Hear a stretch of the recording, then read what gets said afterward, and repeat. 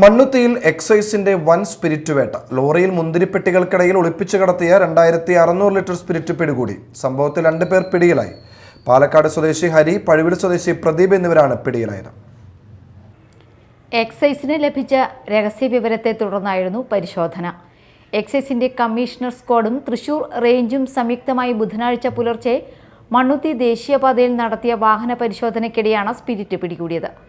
79 കന്നാസുകളിലായി 2600 litre സ്പിരിറ്റാണ് കടത്താൻ ശ്രമിച്ചത്.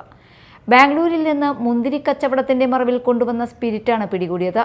തൃശൂർ സ്വദേശിക്ക് കൈമാറാൻ ലക്ഷ്യം വെച്ചായിരുന്നു പ്രതികൾ സ്പിരിറ്റ് കൊണ്ടുവന്നത്. ഇതിനിടെയാണ് എക്സൈസ് പിടികൂടിയത്. അതേസമയം സ്പിരിറ്റ് വാങ്ങാൻ എത്തിയ ആൾ എക്സൈസിനെ വെട്ടിച്ച് വാഹനത്തിൽ രക്ഷപ്പെട്ടു. ഇയാൾക്കായി എക്സൈസ് സംഘം അന്വേഷണം ആരംഭിച്ചു.